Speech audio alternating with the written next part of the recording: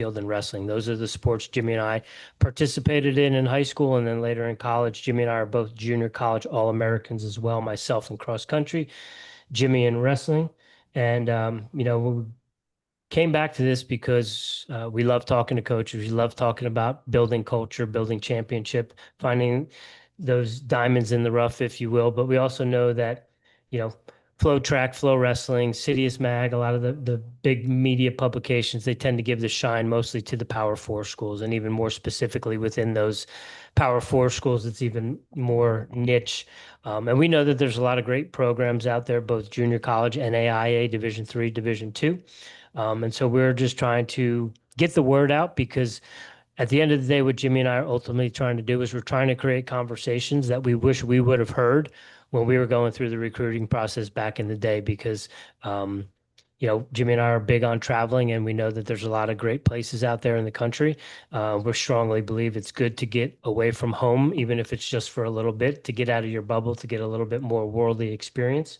And so we want kids to know that if you're a committed student athlete and you're willing to work hard, and maybe you didn't hit your peak in high school, that we can find you a place. And so our goal as former New Jersey residents, athletes in New Jersey, is to get a kid from New Jersey to every coach that we talk to, because both in wrestling and in cross country and track and field, New Jersey has a rich tradition across the board. You name an event, and there's someone from New Jersey that's probably pretty close to the top of the leaderboard. So we want to help the coaches out, get the word out about their story, but also see if we can get some kids from New Jersey back to those places.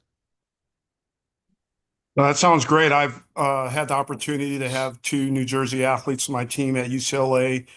One of the greatest female hammer throwers in U.S. history, Alyssa Wilson, and great shot putter, Brahim Days Jr. threw for me at UCLA. All right. Well, there we go. We got a little And pipeline going. yeah, and the great Joe Napoli. I coached his daughter at University of Tennessee. Okay. Okay. We got to see now if we can get some down to San Marcos for you. There you go. There you go. All right, ladies and gentlemen, we're in it. You know the drill. I'm Rich. He's Jimmy. This is Airey Bros Radio, and we are live. And we are heading down to San Marcos, Texas tonight to talk with the director of track and field and cross country at Texas State. Coach John Frazier is joining us this evening. But before we get into it, y'all know the drill. You know how we do things over here. We're here to shine a light on the programs, the coaches, the athletes, the stories, and the opportunities we wish we would have known of when we were going through the recruiting process. Make sure you hammer that like button on this episode. Jump in the chat. If you got any questions for Coach Frazier, fire them away. We'll get those, see if we can work those into the program as well. This is a value for value show. So if you are getting any value out of anything we're doing over here, please click on that link, buy us a coffee. You know how much Jimmy and I love our coffee. We would greatly appreciate it.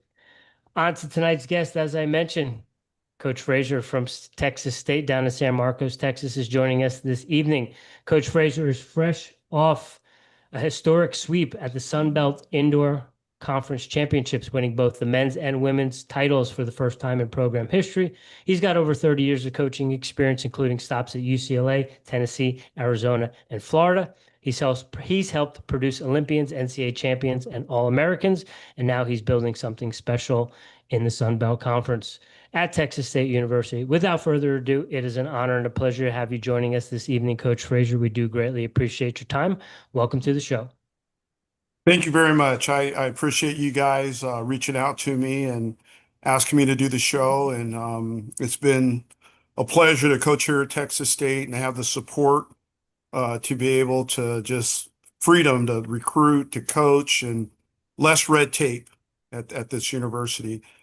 Great leadership. Both my head athletic director, my sport supervisor, they play college basketball, college football. So, they understand what I do as a coach. And, at some of the other schools I was at, you have CPAs and attorneys telling you how to coach your team. And it's good having someone who can relate to what we're doing. And it's been a great part of our success.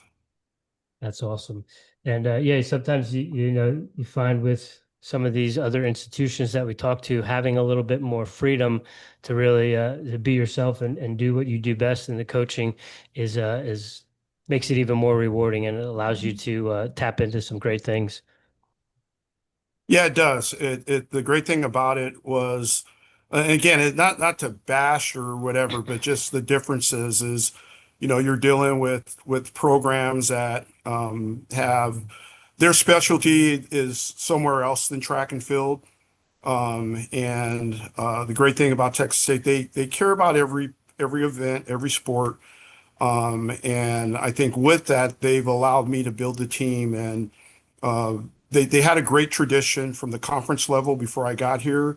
My goal was to recruit the same, approach everything the same as I did at the Power Five schools before I got here, before it turned into Power Four. And, I had some pushback, people are, no, you're Texas State. Oh, I have a great athlete for you. I got this guy running 12 seconds in the 100. No, that's not what we want. And I think the thing about it was just setting a standard and sticking to it. And then what helped me to get to the next level as the program grows is just having the right coaching staff in place. And they know my plan, my vision, my agenda, and they're going with it and they're trusting it. And I think that's been part of us helping us at the conference level. And this week we go to NCAA's. We have two high jumpers that are ranked pretty good up there, and one was second at NCAA's, tied with his teammate last year. And I feel good about them going into the meet this week. And we had a few athletes that were there last year that missed out, but they'll be ready for the outdoor season. Cool. And we want to get into all that, dive deep into it. But before we get too far along, Coach, anything you would like to plug or promote, anything or anywhere you want us to send recruits, any parents that might have questions, anything on social media that you got going on, the floor is yours. Yeah, so I think that the thing is to understand there's track and field for everyone at every level out there. And you need to figure out what level you fit in. It could be starting out at community college. It could be at an NAIA. It could be at Division I, II, Division III. And coaching at every level for me is fun, and no matter what the level of the athletes are. But I know that, we're Division I, and I want to compete at the Division I level. I want to have the opportunity to recruit the top people in the country. Um, and obviously, you guys know there's been a lot of change with the revenue sharing, the roster limits. That's changed the makeup for some people. It's been a positive for us. We've actually gained from it, more scholarships. But as I recruit, I'm looking not only for people to help at the conference level, but looking for people who can get to the NCAA's and score points. And I think it's very important that people understand how each program recruits. I'm going to throw this out there. I adopted the University of Georgia's recruiting standards, and a couple of years ago, my multi jumps coach, she put it on social media. People made memes, they laughed about us, but we ended up getting the level of athletes that we wanted, and we met, everyone we wanted, and that literally allowed us to get to the next level. And I have no problem saying that. One of the examples I shared before, you guys were kind of young.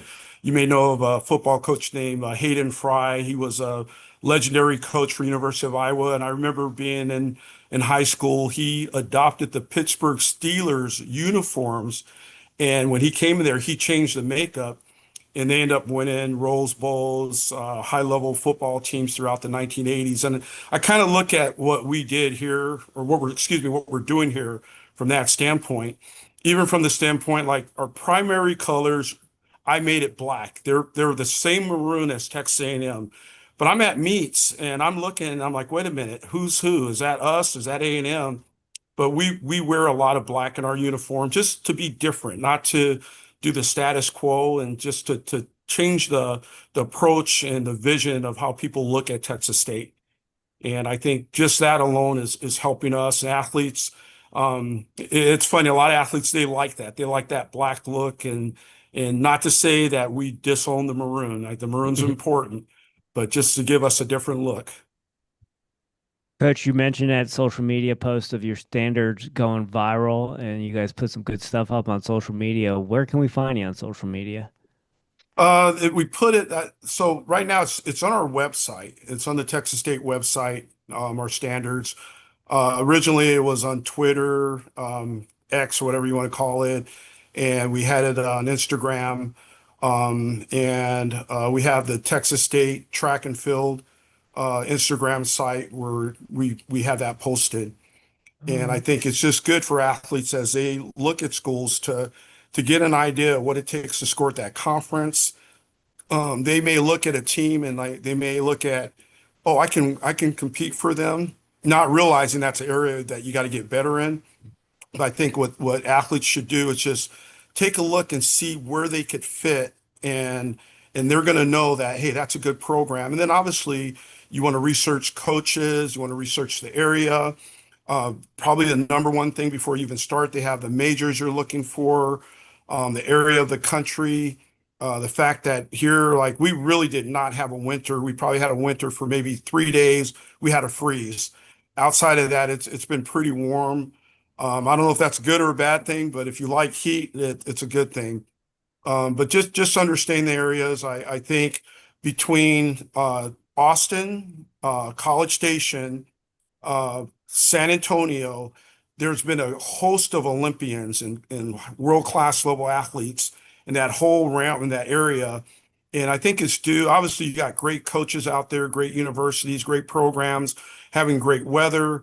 I'm a historian of track, so I test my athletes and I tell them, hey, tell me 4 gold medal shot putters from the state of Texas, and I test them to see if they know who they are. And you know, we got 3 of them at Texas A&M. We got 2 of them that again, if you throw women in there, we got 2 of them at UT. So just questions like that. And even as I recruit, it's funny, I've had this happen. I'm out there, all right, Texas State, all right. How's Austin? And they think we're the UT, and it's kind of comical. And that's where they really want to go. And I've had athletes end up going to UT because obviously it's a great university. And I'm a firm believer that every university is great. That's my belief. And there are certain majors, certain things that might set them apart. But I'm not a person, oh, we got the greatest university, but I tell recruits, look at, make a list of what's important, what you're looking for, and then compare that list to the universities you're looking at. And I think when they do that, they're going to find, what they're looking for. And what I realized living in Texas, there's a lot of really good people, a lot of friendly people. You go on recruiting trips and you go to different universities. You have a lot of people that just reach out to you. And and again, most universities, when kids go on recruiting trips, everyone's at their best behavior. And I find out that most of the time my athletes are pretty genuine, which is really good. And everybody, they have their bad days, you have your bad apples or whatever. But what I realized too, just at the different universities, I've met a lot of good coaches and a lot of good people, and people I've known for several years being in the sport. And that's what I really enjoy about being here. Coach, I agree with you, right? There's good colleges everywhere. You just got to find that niche for yourself. One thing we like to do over here at Airey Bros Radio is we like to get into coaches' origin stories, how they got into the sport. We know you had a decorated athletic career at UCLA.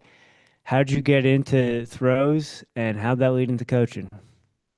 So my older brother threw shot put when he was in middle school, and our PE teacher, his name was Coach McCluskey. And I remember he lined everybody up and everybody threw a shot put. The guys threw I was 7th grader. I think I threw an 8-pound.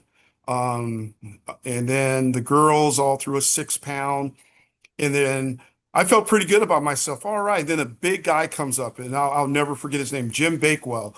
Jim threw 10 feet further than everyone. And we just thought he was the greatest shot putter. And so I enjoyed it. I literally still have my schedule of my meets, my 7th grade meets.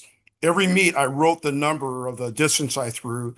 And that's where I gained my love of track and field. And I had a really good high school coach, a head coach who was a distance guy. That's probably why I like you guys.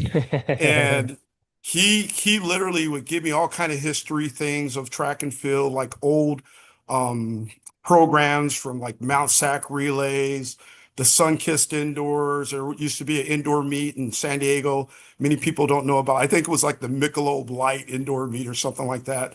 But I used to read through there, and then again, I tell this, I was a track nerd where what I did every university, like, again, growing up in Southern California, you were either USC or UCLA.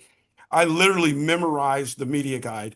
I knew everybody, I knew where they were from, I knew their events, I knew all the coaches.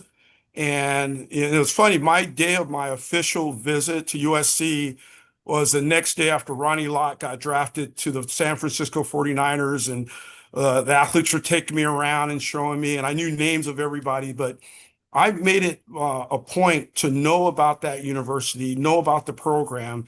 And one question I ask every single recruit, what do you know about me? What do you know about your coach? And what do you know about the university? And I think that's very important because if you want to go to a school and you have no concept of the university or the coach, and you're like, oh, I'm looking for the best financial deal, or I want to jump in the river in San Marcos or whatever, that's all good. But I think you need to know about the program, and just the surrounding areas and all of that. And one of the things that I've had old school coaches say, hey, if you want to be at a school where if everything didn't work out, you still want to be in that area at that school. And, that's kind of a thing too that I think athletes should look for when looking for a college. Yeah, that's an important thing, and I think people definitely need to make note of that. If all else fails and you get injured or something happens and you can't participate in the sports that you love or the reason why you might think you're going to that university, are you going to be able to make it and be happy and enjoy the campus and the surrounding area and all that stuff? So that's really important to know. Coach, when along in your track career, was it during your track career? Was it after your track career? When did you know you wanted to go into coaching?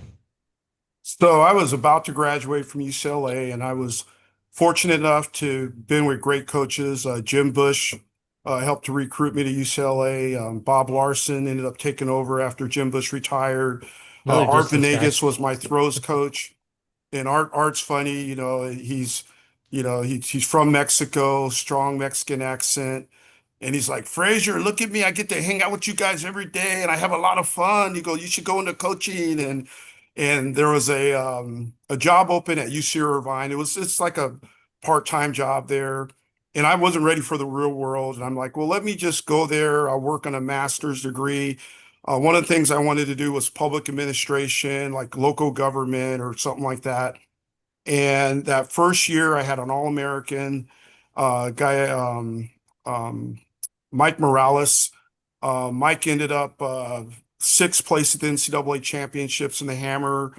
And it was almost like I was still an athlete. And I had so much fun doing that. And I ended up changing my plan. The next year, I got a full-time job at a place called Humboldt State University, the top of California. I coached there for a year. Then a year later, went to Cal State Northridge, coached there for about 4 years. Had a short stint at LA City College, got married.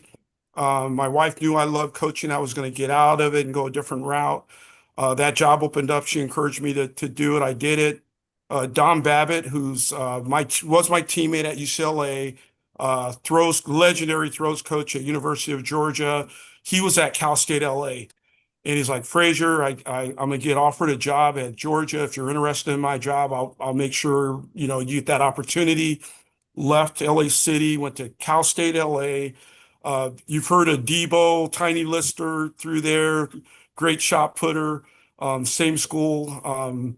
Donnie even had a meet named after him there, and so went there, coached there for 2 years. Another great coach who's now at UT, Mohammed Satara, was my replacement there at Cal State LA. I ended up going to University of Florida. I love Gainesville. I enjoyed it there.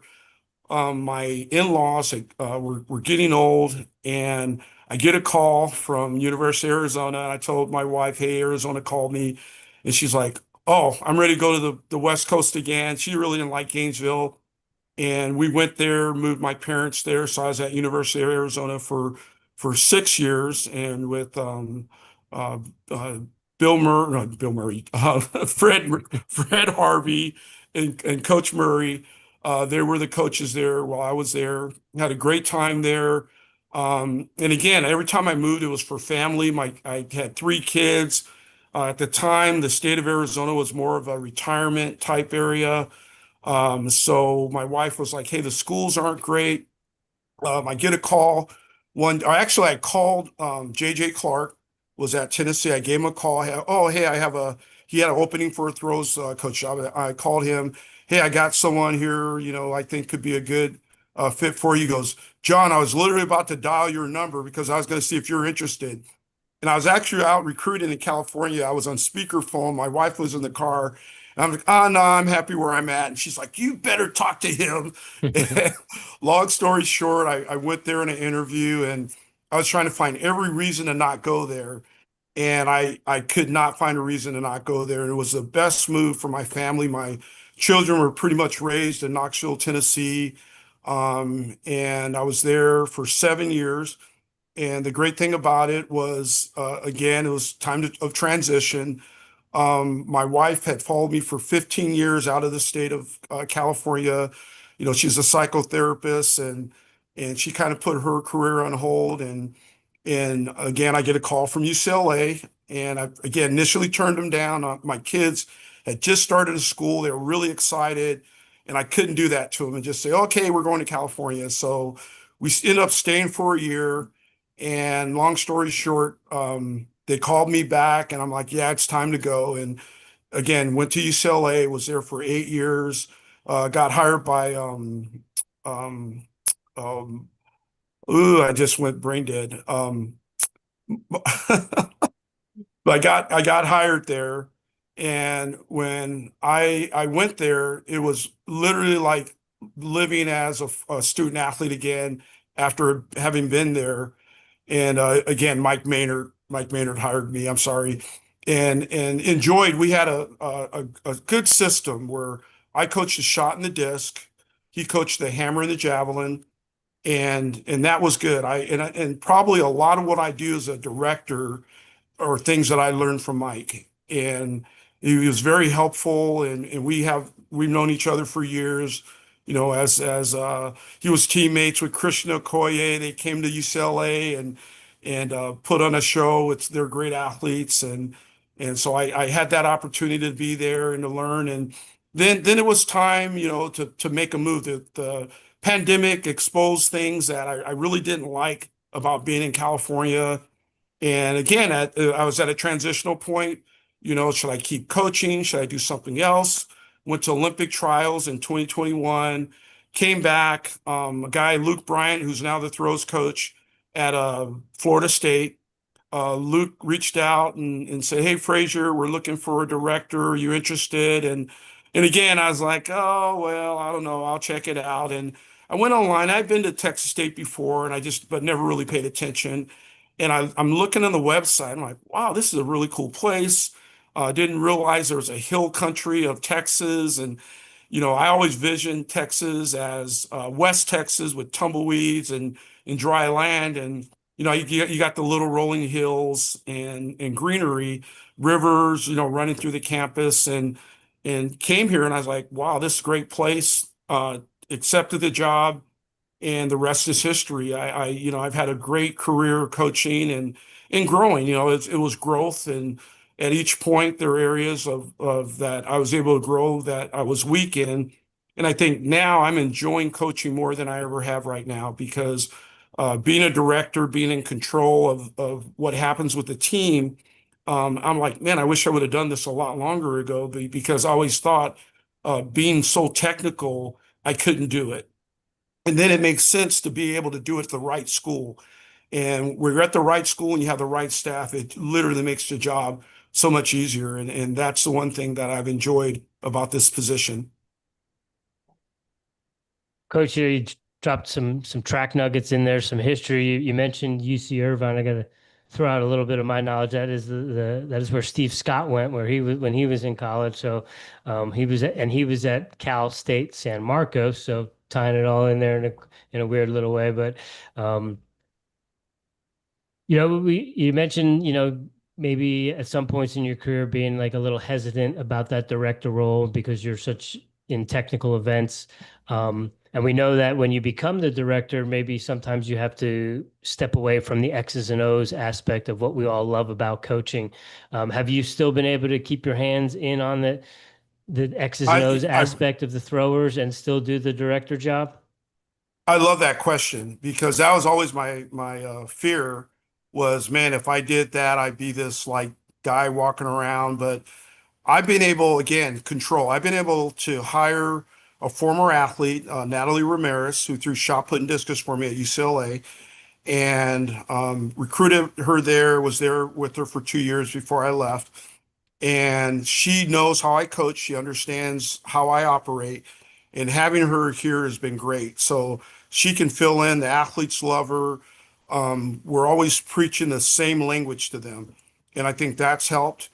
And having my other staff like Kendall Gustafson, Phillip, my jumps multi-coach. She was a multi-athlete at UCLA. And I joke with her, she was the smartest athlete at UCLA. At the time, she would always get the award at the award ceremony for being the smartest athlete. And she does a great job with all the areas that she covers for me. And then Randall Grizzle from University of Texas. He was a distance runner. He was a team captain. And he's done a great job. He was a former business guy. He still owns a business, and just a love for running and his passion for it. He does a great job. He runs our Bobcat Invitational, our home meets. And again, we have the Bobcat Invitational. We get over 2,000 athletes. It's the same weekend as Texas Relays. And again, Texas Relays, they can't accommodate everyone. So we get the rollover of people that don't get in. And then I kind of offset certain events so people can do both meets that weekend. And I think it's worked out really well. And then I have another, Callie Spencer. She's my pole vault coach. She was a great pole vaulter at the University of Texas, has done a great job recruiting for us and building that area of our team. And again, I'm not throwing my administration under the bus, but they were like, well, Coach Frazier, if you want to save money, you don't have to do the pole vault. But then I thought about, again, man, Anthony Curran, Mike Tully. I don't know if you guys know any of those names. UCLA great vaulters. And I'm like, I can't do this to my teammates to minimize an event, to save money. I'm like, there's always a way to find money. So again, we found a way to get it going and to keep it going. And that's been great. But probably the best thing that's happened to our program is Airey's merit. Airey's, again, world record holder, gold medalist in 2012. And again, a lot of times great athletes aren't always great coaches. And part of it is that because they're so good, they did it naturally, it just happened. But I drilled Airey's, and I talked to the right people, and I realized this guy knows what he's talking about. He knows how to coach. And a great thing, we were able to get in on Jashawn Lloyd and his brother, Tyshawn Lloyd. Jashawn was #1 hurdler in the country last year. Just missed out going to NCAAs. Just missed out in the final at the U.S. Indoor Championships last weekend. But being able to get a high-level person right from the start was really good. Across the board, we've been able to get some good sprint hurdle recruits to make up everything. And I love the competitiveness of our staff because, again, we all want to win. We want to do the best. And I think overall we get along, we support each other. We have bad days, but it's not from the standpoint of disrespecting someone, and we're always there for each other. And I think that's important. And again, I've been the great thing about my path is having been around. I look at like Coach Larson was a great mentor. Even now I can call him and give him a scenario and, hey, Coach, how would you handle this situation? And from his knowledge, he would tell me, even before Jim Bush passed away, he would come out twice a week to the UCLA track and watch practice and being able to pick their brains, ask them questions. And there's just so many other great names of people that I've known over the years who have helped me. And again, I don't want to do that. I don't want to be a name dropper or anything like that. But that's the great thing of track and field. There are a lot of really good people in our sport. But we're all competitive. And when you talk to people outside of the competitive realm, you realize who they really are. And sometimes, there's a guy, Rock Light, who coached here at Texas State, ended up coaching at Texas Tech, Oregon, LSU. I didn't like Rock because he was too competitive. And then when, he's gotten older and we text each other, and his wife is my dentist, works on my teeth. And it's like, dude, you're a good guy. But, when you're competitive, you formulate an idea about a person, which is fine. You can be competitive. But I think still overall, this is a great sport to be in. I really enjoy doing it. Well, Coach, you can name drop all day because Yeah. then Rich probably knew, but I didn't know that Tiny Lister was a shot thrower at UCLA. So you can drop names all day. I'm interested. A lot of the directors of cross country and track and field that we have talking to have been distance guys. We did have the head coach of the Ohio State on, and she's a sprints coach, but she's a director of cross country and track and field. I'm curious what your role as director looks like during cross country. How do you aid the team? So that, again, as you know, most of the time, distance runners are training in the morning where it's cool, especially here in Texas. And early on, I would try to get out to practice maybe once a week. Now, again, having a good staff and Coach Grizzle has things going. I don't get out there as much, but I try to go to as many local meets when there's no conflict. I always go to our conference championships. And I support the team. And again, early on, I started to build the team off of walk-ons. And a good number of those walk-ons have earned money, like Abby Para, who top point getter, 28 points at our conference meet. She came in on a smaller scholarship, and now she has a full ride scholarship. And I can give you countless stories, and that's the great thing across the board. Today, I spent time going around telling different ones on the team, hey, for such a great indoor conference meet, I'm going to give you money, not only just cross country, but other sports. But I think overall, like I try to make sure that I'm involved. And I'll see him in the morning. And Coach Grizzle's funny. He has to give me the history of cross country every time we talk, and I shut him down all the time. And we joke about it. And like he'll say, well, the hardest event in track and field is the 10,000 meters, as though all you guys you throwers just sit around. I go, okay, let's see a distance runner squat 500 pounds. Let's see that. That usually shuts him down. But I think now he has a better respect for what I do, and I already had the respect for what his group did, based upon my many years and being around great programs like J.J. Clark had great distance runners at Tennessee, and even though I was part of the women's program at Florida, Doug Brown had great athletes there when he was the head coach at Florida. But just over the years, being around like just high level people, you mentioned Steve Scott. Again, I didn't know him from a real personal level, but always just a great person whenever I talked to him, and just knowing the history of what he did, and that it's been fun just knowing the different people and knowing their backgrounds and their history. Coach, sounds like from your Rolodex, you have a question for anything. You got someone you can call. I do have a question for you before we get kind of into the indoor stuff and all that. You mentioned your meet that you have coming up in the outdoor season, and the goes up against the Texas Relays, and we see how much these big meets and chasing fast times are, and how important that is, and how that is pretty much what track and field is these days. But you kind of grew up in an era, and even before your era, where like the dual meet was the king. And that was a big deal, USC versus UCLA, or Oregon State, or Oregon versus Washington, some of the schools on the East Coast. In 2026, do you see a place for dual meets at the college level? It would be nice. Yeah. I think a lot of this era they don't understand unless they've been in a scoring meet like that. They don't fully comprehend it.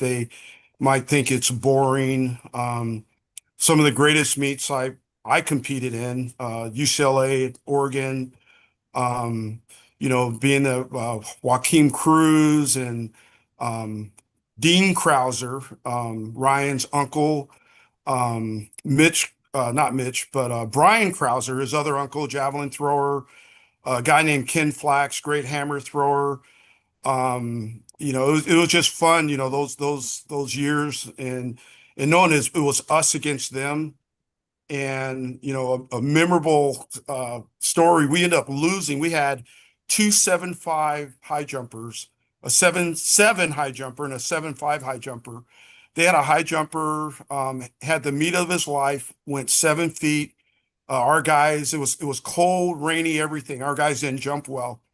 And years later, I ran into Dean Krauser, and he shared with me a story where between every jump, his high jumper, the Oregon high jumper, would go and look at something in his bag, and then go do his attempt and make it. And Dean said it was his elementary school teacher who said he would never amount to anything, and he did that between every jump. And that was the area that we could have done better to help us. And there were other areas, but Jim Bush was really hard on those guys afterwards.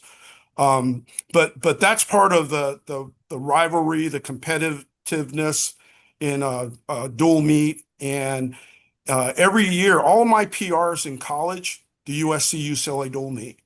My coach, throws coach Natalie Ramirez, same thing. Her PRs were done in that meet. So it creates a different head-to-head type of approach.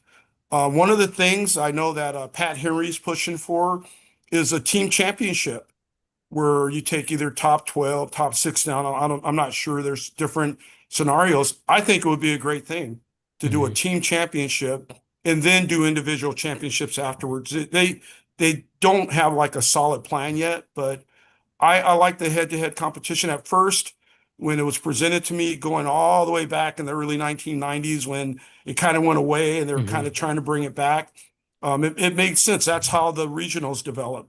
Head-to-head competition, not a descending order list, people fudging or cheating marks, but, head-to-head, and you get in, and that day you got to be ready to compete. Yeah. Coach, the team this year, you guys just swept the indoor championship on the men and women's side, first in school history. Took over the program in 2021. Did you expect it to happen in this amount of time, or did you want it to happen quicker? Did you have a longer plan? I tell you what, when I got in the conference, Arkansas State was so dominant. And I want to say my second year, they scored 75 points on the men's side in the distances. And we scored 0 that year. And we were like, hey, we gotta do a better job in our distance area. And that very next year, we started building. And by outdoors, our team had built up where, we were able to win the third year. We were able to win on the women's side. And again, just, the way we recruited, it wasn't more like, okay, what events week, but hey, let's look for the best athletes. Let's look for people who are going to come in and help us. And it just kind of happened. It wasn't like I'm like, okay, by this year, we got to do this, we got to do that. We just knew we had to get better. And we had other areas that were clicking. We had a lot of great individuals, but we didn't have like the third and fourth and fifth and sixth and seventh and eighth places. And this year, that's something that helped us big time. We had so many people step up. We had a guy in the multi who literally, I went to bed after the first night. He's not going to compete the next day. And our trainer, athletic trainer, Seth Berg, he pulled out the needle and thread and anything else that's you can do to get them together. And he came out and then he scored for us. There's so many countless stories of athletes who stepped up for us. I think that was one of the things that helped us the most. And even on paper, we were projected to do better on the women's side, but on the men's side, Louisiana had a better team. and we just had certain breaks that came for us. And usually that's how it happens in a championship meet. Even at Tennessee, when our women won the NCAA indoor championship, we just had certain things happen and people step up. And in a matter of maybe like 15 minutes, we win 3 events. And then we get a person's third in one event, second in another event. Next thing you know, hey, I think we could win this. And I think that the plan, get the best athletes. Well, Coach, talk about getting the best athletes. We know Texas is a hotbed for high school distance runners and high school track and field athletes. Do you have to branch out to other states to get athletes? Are you doing it with all Texas talent? How's the recruiting looking? Well, I have to branch out to other countries. Okay.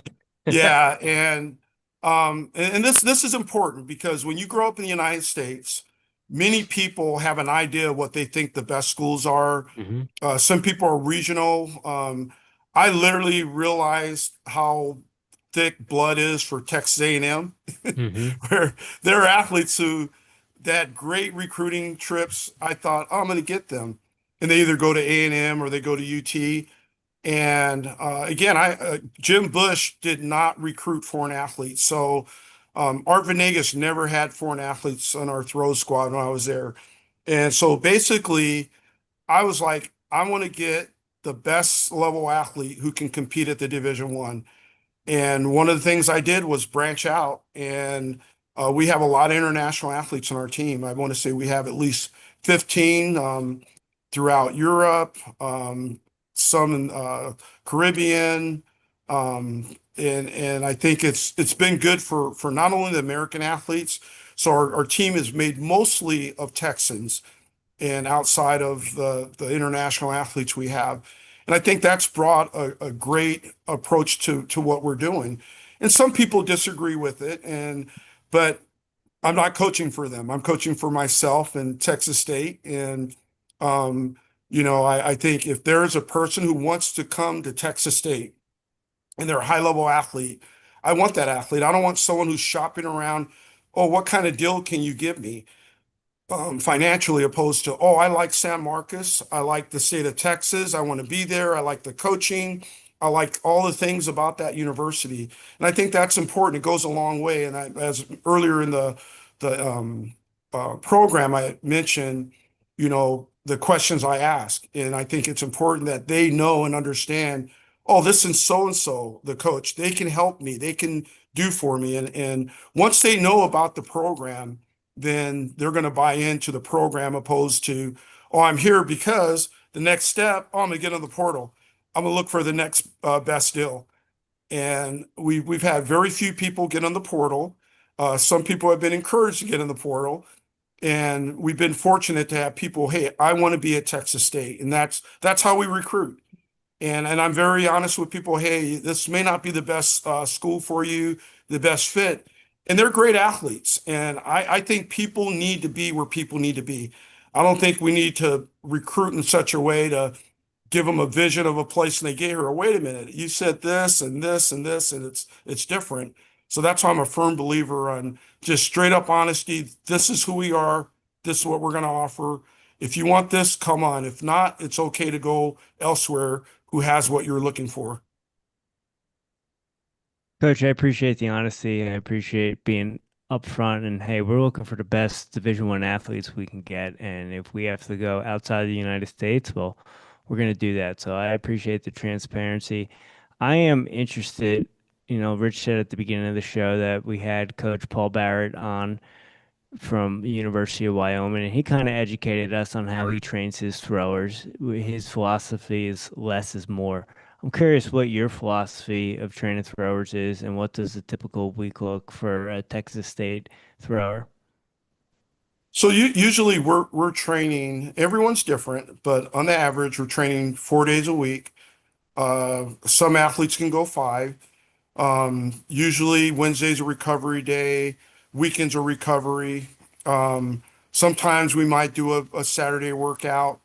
I do a morning group of mostly hammer and some discus throwers. I get out there early for safety, and we go from about 8:30 a.m. till sometimes as late as 10:30 to 11. And I have athletes come in different groups. I don't want to have a cattle call of people all at one time.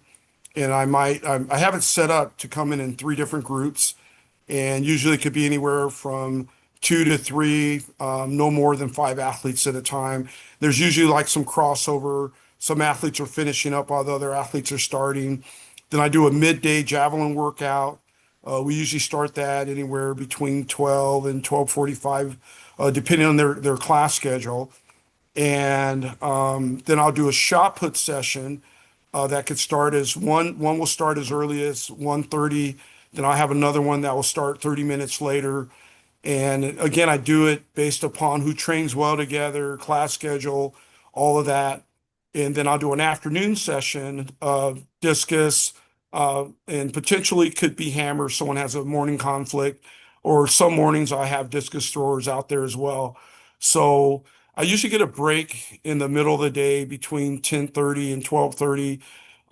And prior to the start of that 8:30 a.m., sometimes I'll come to the office as early as 7:30, get the day like organized. And if I'm really good, I'll get it organized the night before so I can sleep in. But I'll get the day organized midday. Usually between that 10:30, 12:30 time, I have a time for getting work and things done. And usually on that recovery day, Wednesday, I usually have meetings like all day throughout the day with coaches and athletes and different ones that I need to discuss. And weekly from, man, going from September to now, every week we start planning for our Bobcat or all of our home meets and just getting things organized. And that was literally my plan is we have an organized track meet. We run events on time. We're accommodating. We're customer friendly. We want people to come back. We want them to know that they're treated fairly. We try to do our best. We can't please everyone, but I think we please most people with what we do. And that's all part of the week. But going back to coaching, I feel really confident and excited about the schedule. I'm able to get a lot of work done. I'm able to do a lot of coaching. I enjoy dealing, communicating with every area of athlete on the team. And I make a point to know everyone's name. If I get the opportunity to talk to them, I always try to talk to everyone. And it goes a long way because if you're on a team like we have 85 people, and I see them and they don't know who I am. Usually that first month is like a learning curve where I know the names, but I don't have the names matched up to the faces. So I kind of play and joke around with the athletes as I get to know everyone. But from the standpoint of coaching, though, I'm able to really organize things, and I have free time. Like today, after had a little window of time after my javelin workout, I sat and watched hurdle workout for about 20 minutes. And it's funny when the athletes say, oh, Coach Frazier's up there watching, so they're all trying to put on a show, and but it's fun. I enjoy that. I enjoy every aspect and every area of the team. And again, I get there. I try to be there for every event. And there are days I'm on fumes, and I'm watching a 10K at 10 p.m. at night. And I'd rather be at home watching TV. I'm joking, but I need to do that. I really think that that's important, and it makes the athletes want to compete for you when they know that you care about them, not only as a person, but also as an athlete, not just about points. And being able to talk to them, whether they have a good race or a bad race, encouraging them or whatever their event is. And I think that goes a long way. And I try to do that as much as I can. Coach, as someone who's actually run a 10K at 10 p.m. at night, I hold no ill will towards someone that would rather be home watching TV, because sometimes I'd be rather home watching TV at 10 p.m. at night too. Coach, I'm curious. We know from a distance perspective, a lot of the coaches we talk to, coming from scoring at conference, you're trying to get the most bang for your buck out of an athlete. What kind of range do they have? Can they run an 800 and be competitive, and also maybe toe the line in a 5K, or also be in the top 7 at cross country? From a throws perspective, do you have athletes that are maybe doing shot put, discus, and the hammer throw, or is there some crossover, or is it like I throw javelin and I only throw javelin, and I throw hammer and I only throw hammer? Well, I think sometimes you have some higher level people and you don't want to ruin them. And for example, I have two young ladies throwing over 70 meters in the hammer. One young lady could probably throw discus, Laura Roberts, but no, I'd rather get points from the hammer at NCAAs. And I have a Estonian hammer thrower who scored for us in the discus. Literally a week before conference started training and did well for us. I have a javelin thrower who's also a discus thrower, Charlie Scuddy from Australia. Ended up winning the javelin, second in the discus. Um, and indoors, I got to battle my shot putters to throw the weight. And in the past, I've had them do well, but again, this year we didn't do so well. But I try to have athletes doing at least two events if they can. And one of the things that I appreciate about our distance coach, Coach Grizzle, is literally selling athletes on the fact um, where they're doing an 8, a 15, running a leg on the DMR indoors. And that's one of the things that I really appreciate how he's given Abby Para that training to give her a range. And she didn't run at 800 meters all year until the conference meet and did a great job for us. And she missed our last meet before our conference meet because she was sick. And, coaches, again, he's a little pessimistic all the time. And I'm like, she'll be fine. She's been on vacation. She's rested. And she came out and did a great job for us. But that is something that we try to do. But going back again to the philosophy, if we're recruiting the best athlete, most every athlete, either they're going to do really well in their one event, or they're going to step up with minimal training and do well for you in another event. And again, conference is important, but again, it would be great to be on the podium at the NCAAs. And again, that's something we aspire to do, and I believe it can be done. And we're gonna keep pushing, and people they can say whatever negative things they want to say, but I'm not gonna let anyone dictate to me what my future is gonna be and what I can do as a coach and what my athletes can do. And we're gonna keep pushing forward, and I really believe someday it's gonna happen. And we got people in place, and again, a lot of things can happen when you're at the NCAA championships. Well, Coach, we look forward to it. We look forward to out there and watching Texas State, and we look forward to seeing you all on the podium one day at NCAAs. Sounds good. Yeah. Final four, Rich? Let's do it. All right. Coach, are you a coffee drinker? Oh, wait. Yes, I am. How do you brew your coffee and how do you take it? I brew it. I like it strong, and I like it black. All right. Excellent. Coach, do you have any daily practices you do on a regular basis to show up as the strongest version of John Frazier? Ooh, ooh. I'm a Christian guy. I pray, I read the Bible. I have different mentors and different ones I can talk to about, anything in my life that I want to share with them to help me. And probably going back to what I mentioned earlier about Jim Bush, I asked him when I got into coaching, I said, Coach, as a young coach, what can you tell me to help me to be the best coach I can be? He goes, be the most organized person you can be.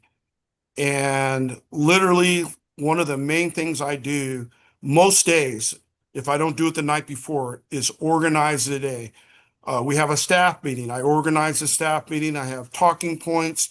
And I know everything I want to go over. And even in the middle of the meeting, something pops up that I left off. And what I like about my assistant head coach, associate head coach, Coach Phillip, is she's like me when I was an assistant. She will have stuff written down. Oh man, I'm glad she wrote that down. I forgot that.